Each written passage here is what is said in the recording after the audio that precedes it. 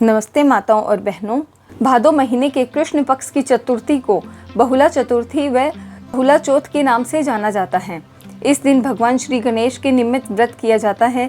वर्ष की प्रमुख 4 चतुर्थियों में से यह भी एक है।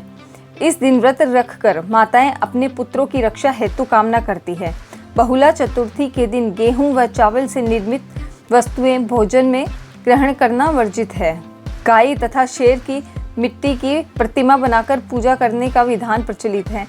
शास्त्रों के अनुसार इस दिन चंद्रमा के उदय होने तक बहुला चतुर्थी का व्रत करने का बहुत ही महत्व है। बहुला व्रत की विधि: इस दिन सुबह जल्दी उठकर नित्य कर्मों से निवृत्त होने के पश्चात स्नान आदि के बाद स्वच्छ कपड़े धारण करें। व्रती को पूरा दिन निराहार रहना होता है। संध्या समय में गाय माता तथा उसके बछड़े की पूजा की जाती है। भोजन में कई तरह के पकवान बनाए जाते हैं।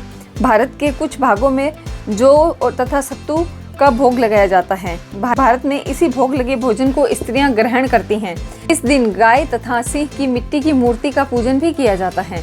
संध्या के समय पूरे विधि विधान से प्रथम पूजनीय भगवान श्री गणेश जी की पूजा की जाती है।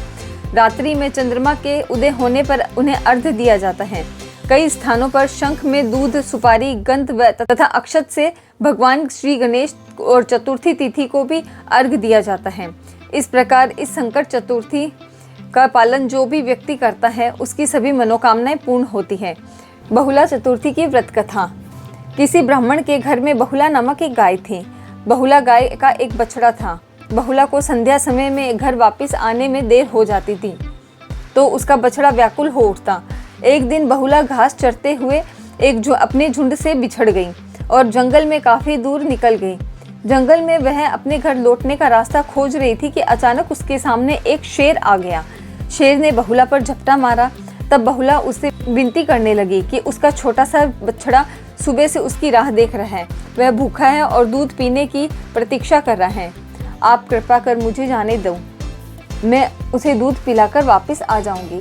तब आप मुझे खाकर अपनी भूख को शांत कर लेना। शेर को बहुला पर विश्वास नहीं था कि वह वापस आएगी।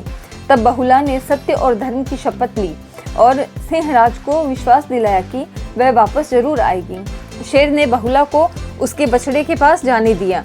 बहुला शीघ्रता से घर पहुंची, अपने बछड़े को शीघ्रता से दूध पिलाया और उसे बहुत चाटा चूमा। उसके बाद अपना वचन पूरा करने के लिए सिंहराज के समक्ष जाकर खड़ी हो गई। शेर को उसे अपने सामने देखकर बहुत हैरानी हुई। बहुला के वचन के सामने उसने अपना सिर झुकाया और खुशी से बहुला को वापस घर जाने दिया।